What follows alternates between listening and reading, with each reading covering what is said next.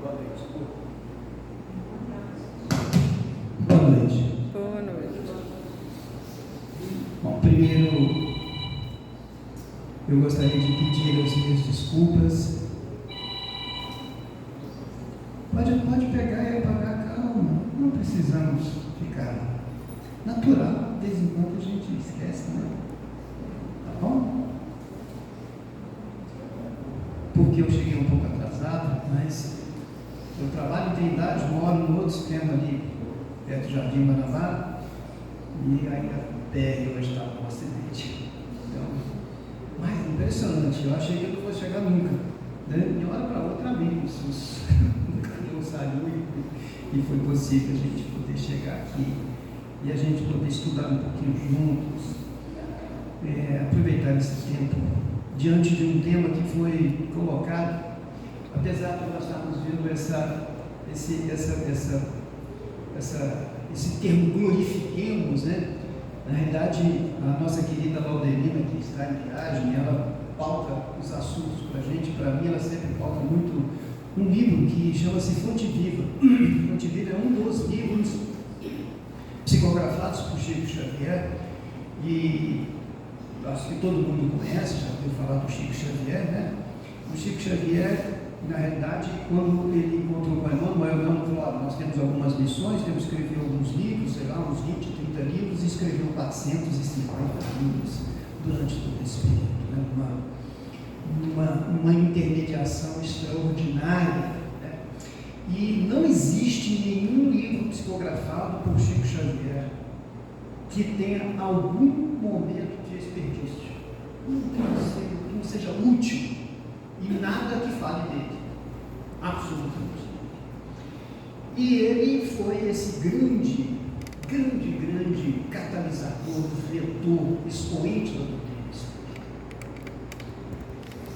E quando a gente vê essa frase, glorifiquemos, dentro do contexto que foi colocado na pauta, que na realidade não estou com o texto aqui, mas é glorificar todas as dores e dificuldades pelas quais nós passamos. Agora mesmo nós estamos escutando sobre uma leitura sobre gratidão, né? Que a gente possa agradecer o sol, agradecer tudo aquilo que a gente recebe. Mas em algum momento a gente teria a lucidez de agradecer os sofrimentos, as dores que às vezes nos assolam. E esta é uma das grandes professoras, uma das grandes ajustadoras para que nós possamos buscar e estabelecer dentro dos caminhos corretos da nossa vida.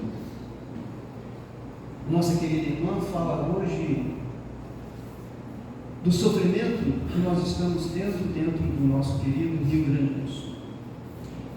Falando um pouquinho sobre o Rio Grande do Sul, a gente começa a ver, né, como hoje, através não só das mídias, dos canais, mas notadamente através dos nossos smartphones, né? Então a gente aparece muito no grupo, aí começam todos, né, procurarem fazer as suas campanhas, né, para que se possam levar, ajudar quem? Poucas vezes a gente vê tanta expressão assim, ajudar os nossos irmãos lá do Rio Grande do Sul, os nossos irmãos gaúchos. Que coisa extraordinária.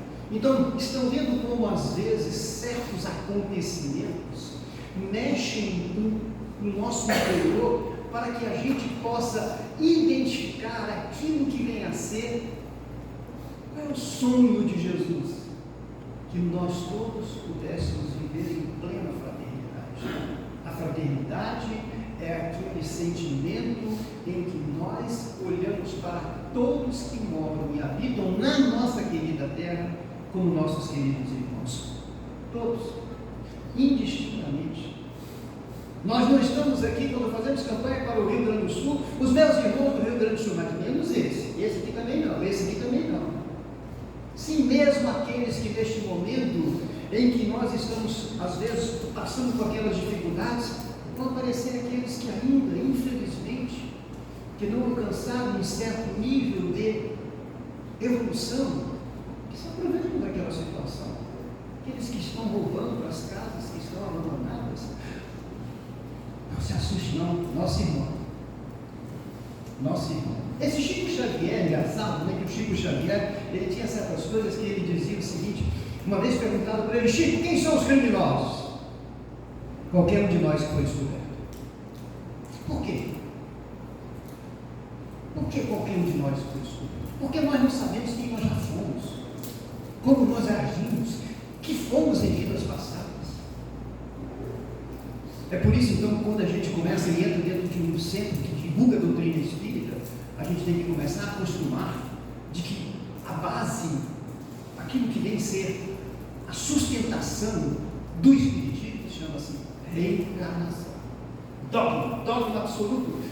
Já vivemos outras vidas, estamos nessa e vamos viver outras, e não vamos morrer nunca, nunca. E aí vem, quando a gente conhece a doutrina espírita, e aí começamos a ficar bem, né, enturmados com os conceitos, e fala: olha a Terra é este planetinha, e que foi conceituado pelos nossos queridos espíritos que a Terra é um planeta de expiações e de provas. Terra, na sua abordagem, ela fala das guerras, dos conflitos. E a gente fala: puxa, né, o mundo já teve muito mais guerras. A Terra já teve muito mais sofrimentos. Muito mais do que nós possamos sequer imaginar. A guerra era uma diversão no passado para todos nós. Não tínhamos nenhum dia sem guerra. Mas o mundo evolui. E quando nós vamos falando ainda dos nossos queridos irmãos gaúchos, e a gente fala: mas por que Deus? Por que este sofrimento? Por que essa aflição? Por que essa calamidade coletiva? E aí a doutrina espírita, que nós deveríamos todos, espíritas, estudar, instruir-nos, é de extrema importância que nós possamos, dentro das obras básicas da doutrina espírita, primeiro, Livro dos Espíritos, Livro dos Médiuns, Evangelho segundo o Espiritismo, no qual nós vamos estudar aqui. E nós vamos encontrar dentro do Livro dos Espíritos a lei de destruição, lei moral. As coisas muitas vezes têm que ser destruídas para serem reconstruídas. Mas que calamidade, vão morrer, já morreram 100 irmãos gaúchos. É muito. Morrem por dia 100 de acidentes de trânsito no Brasil. Essa é uma verdadeira calamidade. E essas mortes de trânsito, muitas vezes, na sua maioria, oriundas do nosso comportamento equivocado no dirigir. Então, hoje nós vamos falar de um assunto que está contido no Evangelho segundo o Espiritismo. Eu digo o seguinte: há uma diferença muito grande. E nisso os evangélicos, os nossos queridos irmãos evangélicos, dão um show na gente. É difícil você ver um evangélico sem estar muito. Muito difícil. Eu faço pilates com uma professora evangélica em cima da mesa dela, a Bíblia. Chega lá na tarde.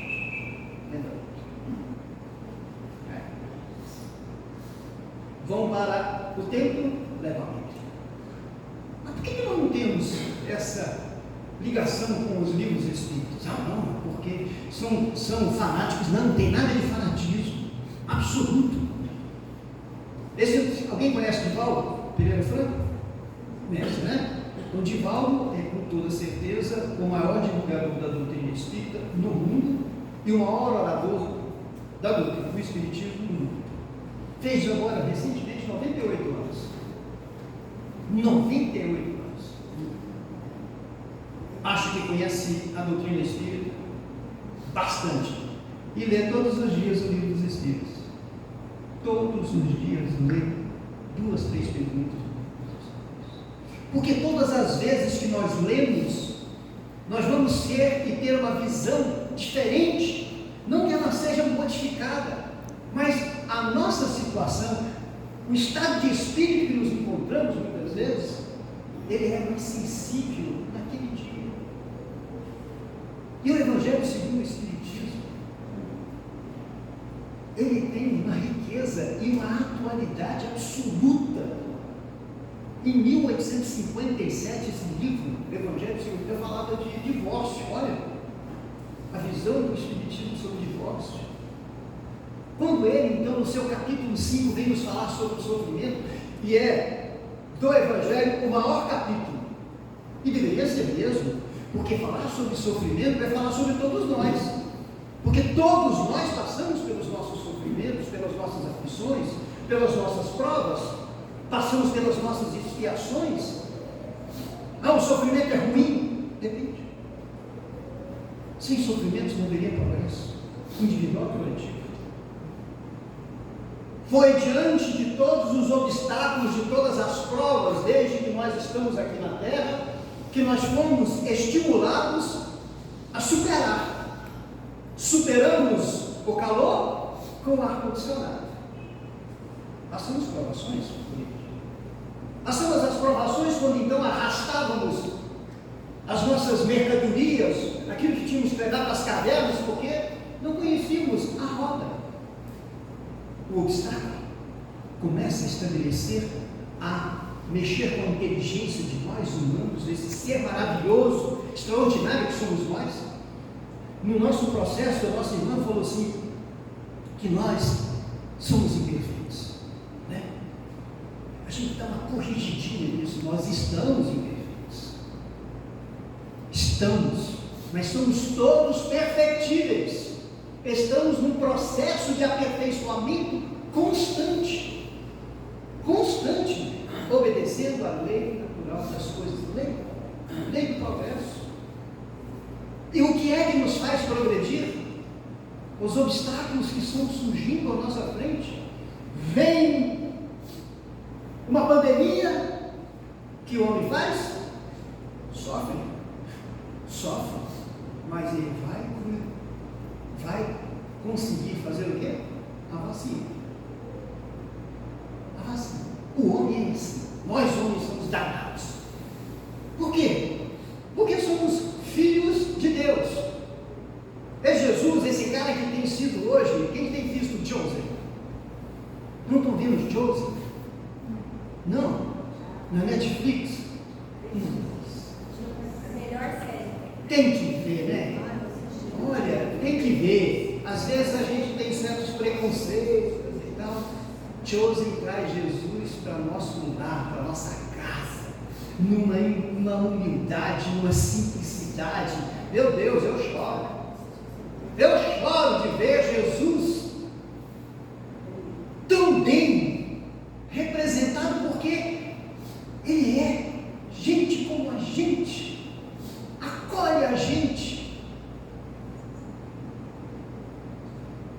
E Jesus então disse certa feita: vós sois Deus, poderão realizar muito mais coisas das quais eu estou hoje realizando. É mentira? O homem, através da medicina, faz quantas milhares de curas? Milhares. Sim, Jesus acudiu a mulher com hemorragia, mas os médicos também corrigem. Um dia, um cara lá na África do Sul, nunca esqueço desse nome, Dr. Barnard, abriu o peito de um homem e colocou um coração de outro, transplante. Quando Jesus sabia, vós poderíeis realizar coisas muito superiores das quais estou aqui hoje a realizar. Agora, recentemente, para poder mexer muito para a gente, botou um fígado de porco, né? Dentro de nós. Fantástico! Maravilhoso! Somos nós, filho de Deus. Filho de Deus. E estamos imperfeitos. Imagina se estivéssemos mais perfeitos. Estaríamos, pois ainda estamos vivenciando um mundo primitivo, mundo de expiações e de provas, com todas essas dificuldades, com todos esses cataclismos, com essas enchentes, com isso. Segunda Grande Guerra Mundial. País que foi o protagonista, quem foi? Alemanha. E o Japão entrou de mim. Né? Ali.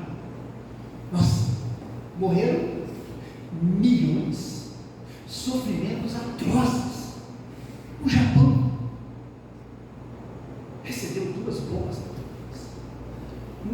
morreram 300 mil pessoas no Beirute. Tragédia. Hoje a Alemanha passado 80 anos. Hoje o Japão passado 80 anos. Pacíficos. Um processo de evolução, né? Os nossos queridos japoneses vivem em plena paz, em crescimento, em evolução, exemplos imensos. A própria Europa depende da Alemanha, é a locomotiva da Alemanha. Portanto, a gente está melhorando muito. E como para melhorar, sabe o que às vezes é necessário? Sofrer. Sofrimento. O sofrimento é aquele, a estratégia que a natureza, vou chamar de Deus, que a natureza estabelece para que nós possamos fazer correção de erros. O Evangelho segundo o Espiritismo, nesse seu capítulo, bem-aventurados os que sofrem. E aí quando a gente fala em Chosen, fala em Jesus, eu sou apaixonado, e deve ser todo mundo ser apaixonado pelo Sermão da Montanha. Por quê? Porque o Sermão da Montanha, a gente, quem quer ser feliz? Não tem ninguém que vai dizer quem quer ser feliz, porque seria patológico, né? Não quero ser feliz. Quer ser feliz? Eu tenho o mapa da vida. Às vezes a gente acha que está na lotérica ali, quando ela está acumulada em 100 milhões, 120 milhões e tudo, você entra naquela fila ali e fala, hoje, se eu ganhar, eu vou ser o homem mais feliz. E eu falo assim, às vezes para quem está do meu lado, você está lascado. Você não sabe o que é a aprovação da riqueza. Não é fácil. Se acontecer isso, então às vezes nós estabelecemos os nossos ícones de felicidade em todos os bens materiais, tudo isso. Nenhum bem exterior pode nos dar a felicidade. Não quer dizer que a gente não deve buscar e alcançar. Não é pecado possuir. Pecado é ser possuído por aquilo que temos. Sofrer pelo medo de perder o que temos. E Jesus, no Sermão da Montanha, quando ele reúne toda aquela, nós que lá estávamos, né, diziam que eram 4.000, e coisa mais fantástica do Chosen, porque o Chosen é assim, né? Como ele tem que falar para muita gente, ele bota multiplicadores, aí ele bota os apóstolos separados, um fala, o outro repete, aí o outro vai repetindo, e nós ficamos ali, e quando ele começa a pronunciar para nós o Sermão da Montanha, aí eu choro. Porque o Sermão da Montanha é o mapa da vida da felicidade. Queremos ser felizes? Preste atenção, vai lá no Google depois, nosso smartphone, olha lá, Sermão da Montanha completo, Sermão da Montanha comentado. Lê e vai avaliando. O Sermão da Montanha não é uma crença dele, ao contrário, o Sermão da Montanha é um desafio comportamental. Porque quando a gente cai naqueles filminhos que fala assim, o mapa do tesouro, aí o cara bota um monte de pegadinho dele, esse negócio, um monte de obstáculo, tem que fazer isso, tem que pular, passar debaixo da cachoeira, isso. E assim também é o Sermão da Montanha. Porque o homem vai ter que vencer a si próprio, do seu egoísmo, do seu orgulho, da sua vaidade. Ele vai ter que retirar as suas imperfeições morais, quando ele diz, olha, cuidado, no mapa da vida está dito, estreita é a porta da perdição. Apertada é a porta da salvação. O que ele diz com isso então? Para entrar nessa porta estreita tem que fazer regime. Qual é o regime que nós temos que fazer para ser felizes? Não é regime de alimentação, podemos fazer o melhor regime do mundo, ser esbelto e tudo, não. É o regime da condição moral. Eliminar as gorduras do egoísmo, da inveja, de todas as imperfeições, colocar para fora. Nós estamos com ela, mas elas são temporárias em nós. Por quê? Porque nós queremos ser felizes. E nós vamos bater para cá, depois nós vamos conscientizar, olha, não tem outro caminho, é aquele caminho. Sermão da Montanha. Lá que ele disse, olha, se alguém te bater na face direita, ofereça a esquerda também. Se te roubarem a capa, ofereça a túnica. Não julgueis, vamos. Eu falar do sofrimento. Porque é importante que a gente possa compreender o Evangelho segundo o Espiritismo, porque a maior parte de nós, quando adentramos um tempo religioso, a maior parte, sejam espíritas, católicos, evangélicos, é porque alguma coisa está nos incomodando. Como não tem nada nos incomodando, nós vamos viver a nossa vida. Mas quando cabeça. Por que as pessoas iam visitar Chico Xavier? Porque era o sofrimento da perda do ente querido, da perda do filho, da perda de um parente. A saudade machuca, dói, faz-nos sofrer, desce lágrimas. E nós vamos lá no Chico. E o Chico então começa a mostrar para nós: olha, por que sofres? Chico, perdi minha filha. Tem idade, chove, não aguento. Tirar alguma coisa, estou sem nada, a dor é profunda. Chico senta, escreve: mamãe, estou aqui. Mamãe, não tem morte, mamãe.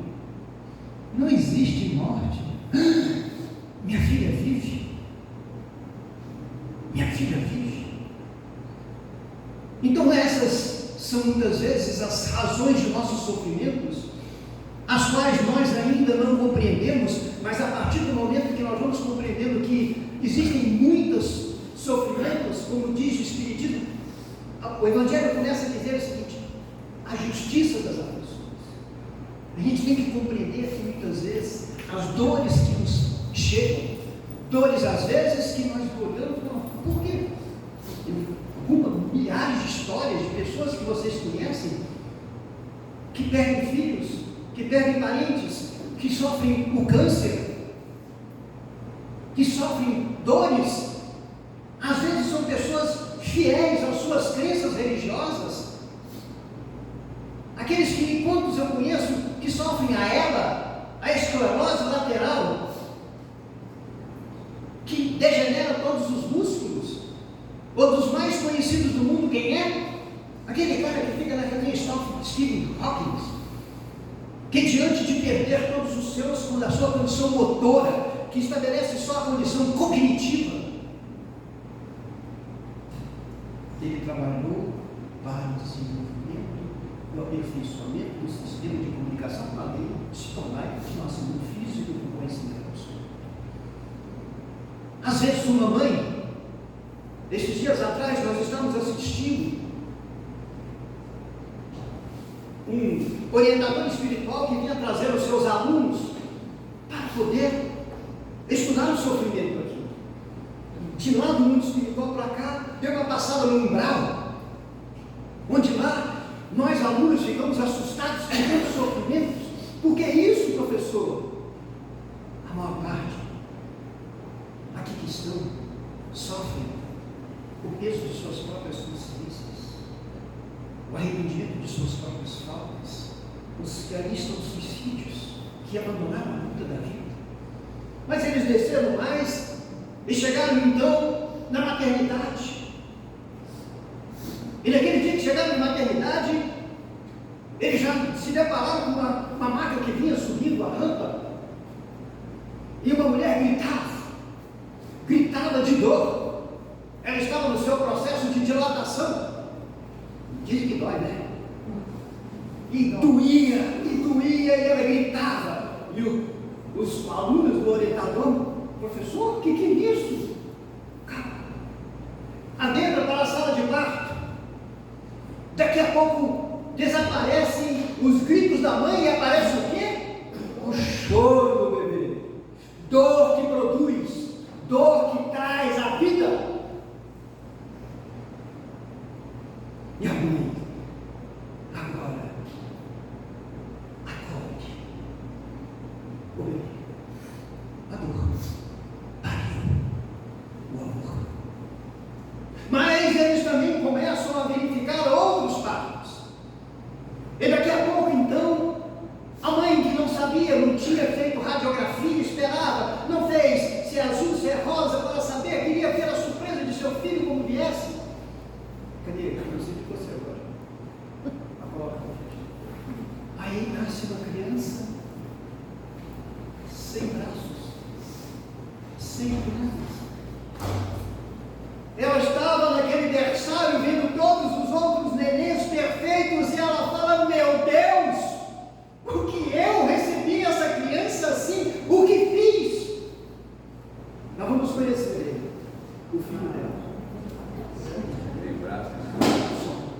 Eu não estava pronto.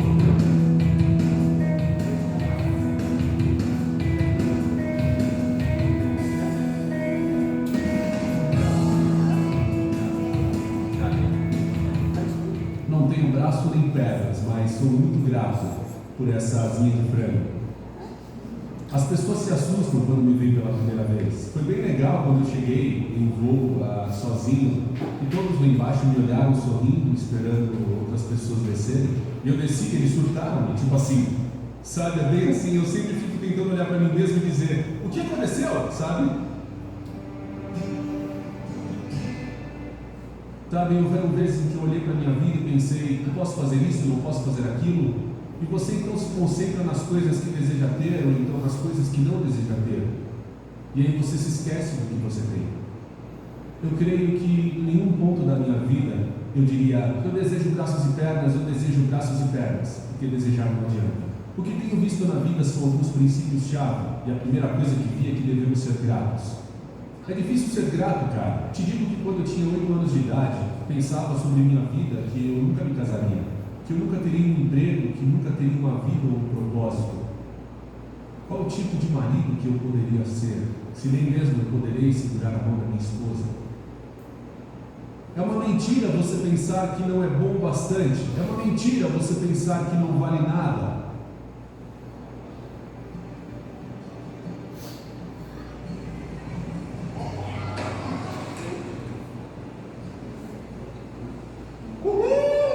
Está congelando, estou sentindo minha mão. Eu amo a vida, sabe? As pessoas me perguntam como posso sorrir tanto. E eu digo: bem, é uma longa história, mas ao mesmo tempo é muito simples. Sabem, às vezes é muito difícil sorrir quando acontecem coisas na vida que você não sabe ou não compreende, e você não sabe se conseguirá superar. Você passa por uma tempestade na vida e você não sabe quanto tempo a tempestade vai durar. E hoje irei compartilhar com vocês alguns princípios que aprendi na minha vida e que vocês poderão usar nas suas vidas.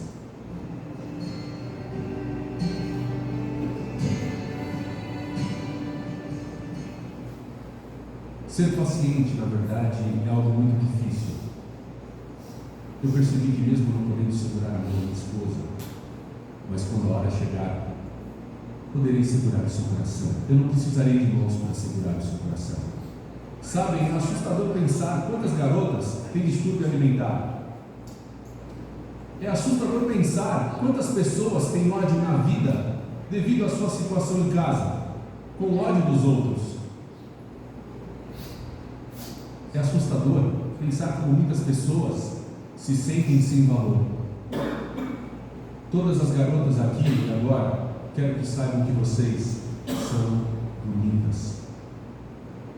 Vocês são lindas do jeito que são. E rapazes, vocês são os caras.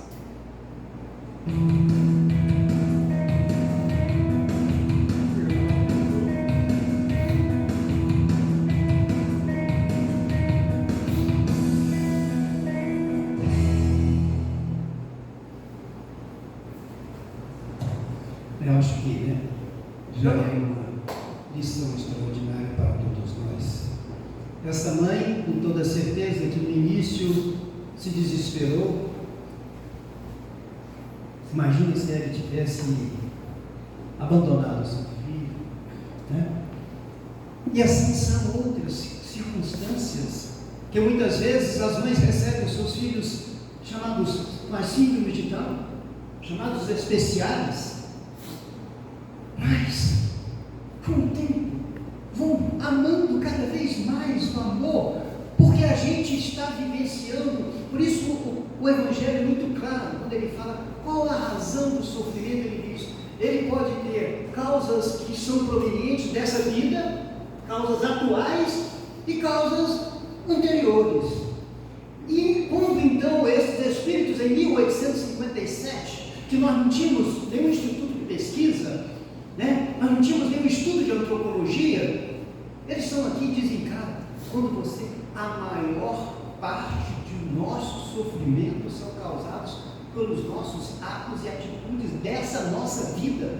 Não é nada de karma, não. É que a gente desperdiça a vida. A gente arruma sofrimentos. gente arruma sofrimentos quando faz uniões completamente despreparadas, sem considerações mínimas.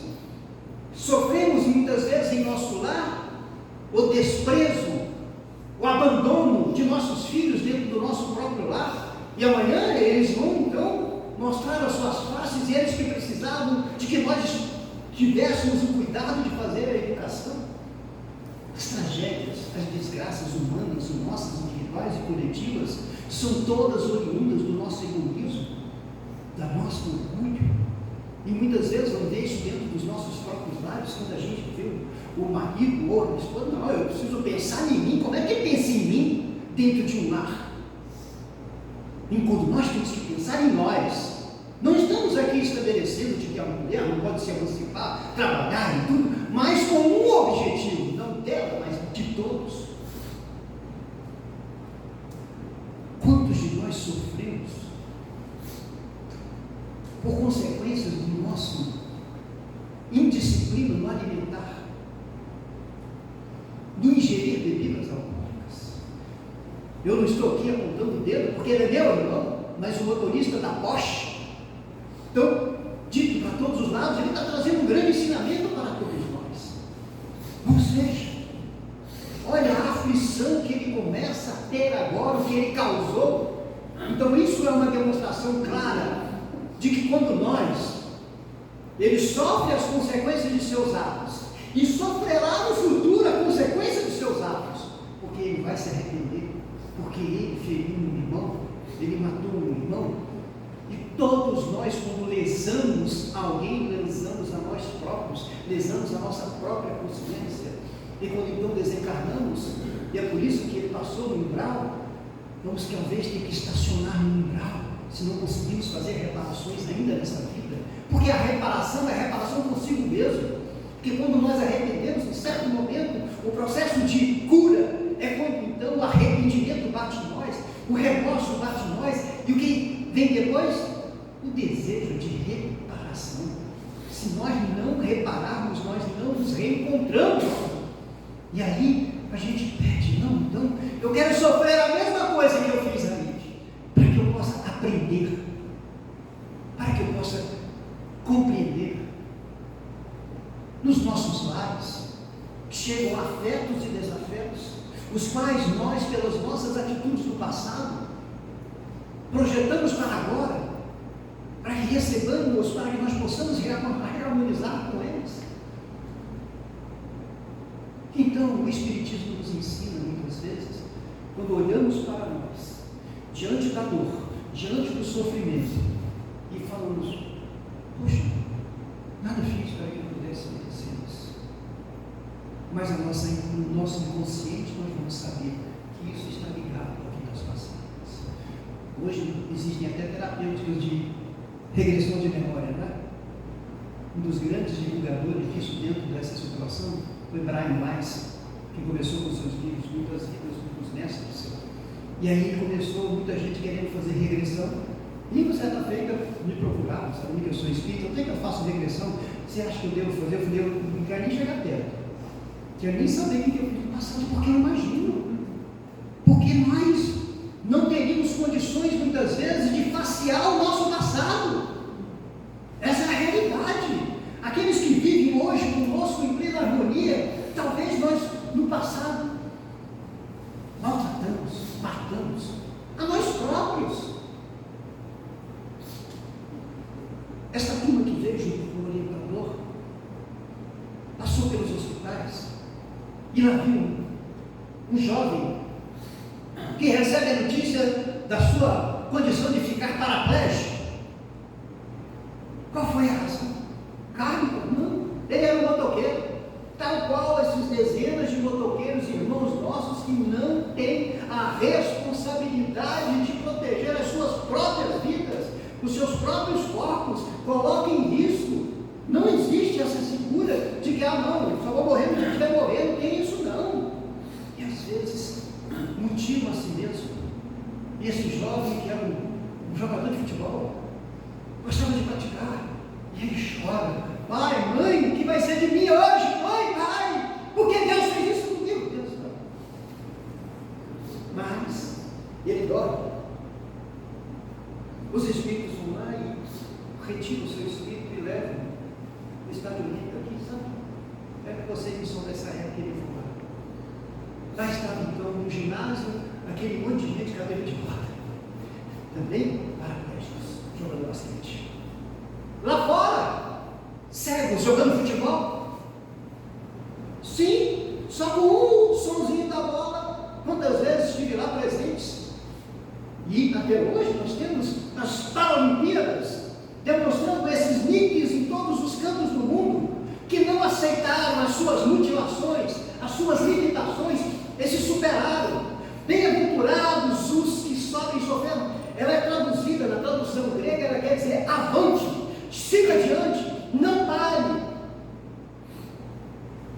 O próprio Evangelho, nesse momento, vai nos falar de bem sofrer e mal sofrer, e vai trazer para nós essa palavra que é conhecida em todos os campos, principalmente quando diante de certos sofrimentos alguém chega assim: você tem que ter resignação, tem que ter resignação. Mas a resignação tem que ter uma outra palavra junto. Existem dois tipos de resignação: a resignação passiva e a resignação ativa.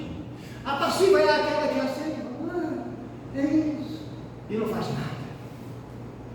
Isso me faz lembrar quando duas mães perderam suas filhas em eternidade, seus filhos, um filho, uma filha em acidentes, e elas, católicas, fervorosas, lógico que não podem se revoltar com Deus, mas não encontram, infelizmente, nas suas condições, no seu conhecimento filosófico, que não seja o seguinte: não, isso é de Deus, mas ela não consegue, incomoda ela saber por que Deus fez isso comigo.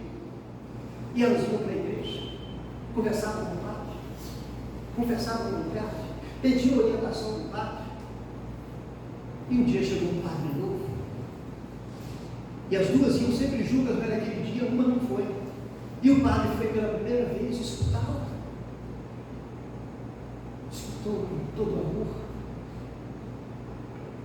Pegou ela e falou: vem cá, eu quero te levar aqui num lugar. Fazia meses que ela estava sofrendo, chorando. Deu oração para o padre. E ele caminhou lá atrás do palco, do púlpito lá, como é que chama? Altar. E ele entrou por uma porta e foi com ela: eu quero te mostrar aquilo que vai mudar a sua vida, que vai trazer o seu filho de volta. Quando ela chega lá, do outro lado tinha um orfanato. Olha esses filhos, olha isso, as filhas. Ela olhou aquilo e compreendeu que a terapêutica do sofrimento é o amor em todas as circunstâncias. A sua colega chegou, não a encontrou, mas no outro dia ela foi levar e disse: por que você sorri? Por que você está assim? Porque multipliquei os meus filhos. Vem comigo. E assim é. O sofrimento muitas vezes há de nos abrir outras portas. Como nos disse Henrique, eu conheci um senhor, conheço meu amigo, e ele teve ela numa degeneração rapidíssima. 5 anos ele saiu da condição de andador de moto, praticante, ia para a academia, empresário. Em 5 anos ele foi para a cadeira de rodas, só respira e só comida escala. Nos primeiros anos, quando ele teve diagnóstico, ele era católico, fervoroso, praticante, de ir para estou aqui, o catolicismo tem todas as condições de estabelecer o consolo, mas ele não encontrava, porque ele é racional, e isso é uma verdade. E aí um dia então encontramos com ele e falei: vem cá, se eu te der um livro, você lê? Aí esse livro, O Problema do Ser, do Destino e da Dor, Leonini. Resultado: ele começou a ir no centro, na sua cadeira de roda, levava para alguém, respirador, rapidamente aprendeu como Stephen e como outros a fazer comunicação isso com os olhos, e conversam e tudo. Aí depois nasceu aquilo que é a compensação divina, a neta. E ele um dia entrou conversando comigo e ele disse: Fernando, perdi tudo, tá? Não posso abraçar minha neta, mas eu a abraço com o meu coração. A emoção está aqui dentro, continua comigo. Os meus olhos projetam toda a minha energia. Sabe, meus amigos, nós vamos passar por sofrimentos, por dores. Essa professora estará presente sempre que nós nos desviarmos dos nossos caminhos adequados. Vou contar só mais uma historinha de Jesus. Está trazendo, gente. Jesus, fala de Jesus, eu fico perdido. Estava lá em Cafarnaum, aquela cidade maravilhosa que fica à beira do mar de Nazaré.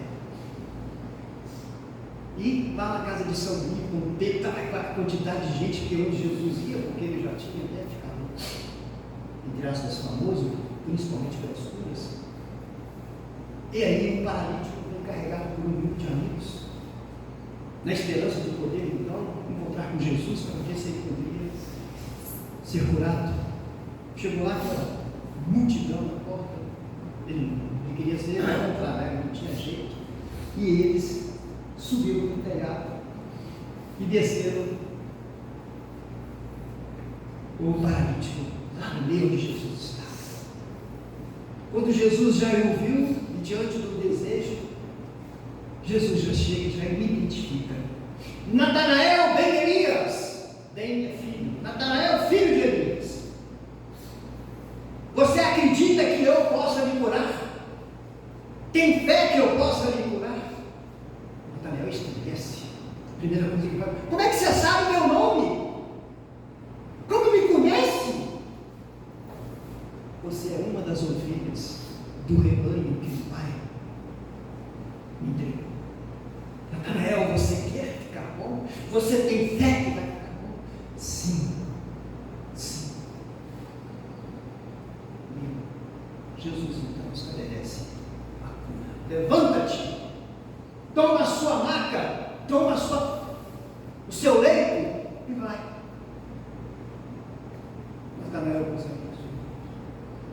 E Jesus naquele dia tem muitos erros, muitas coisas.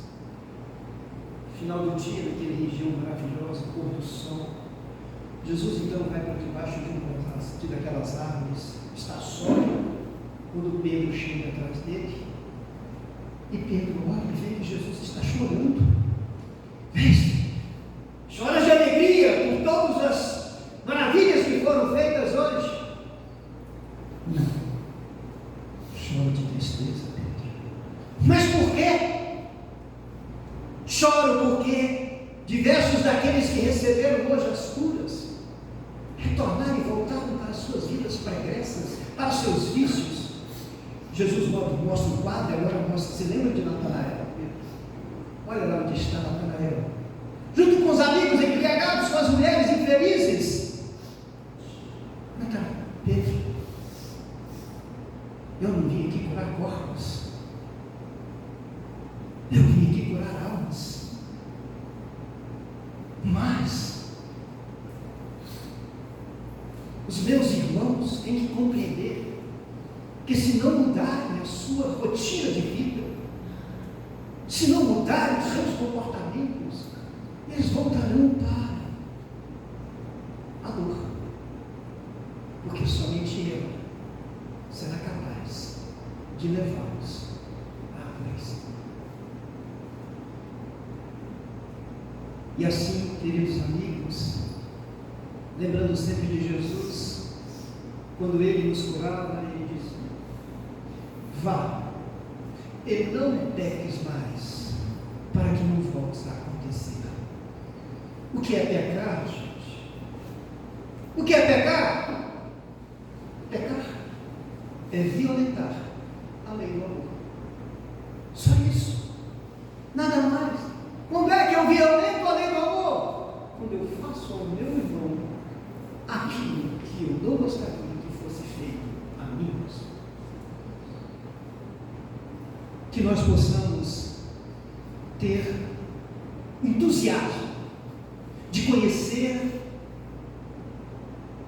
o Evangelho de Jesus redivivo pela doutrina espírita.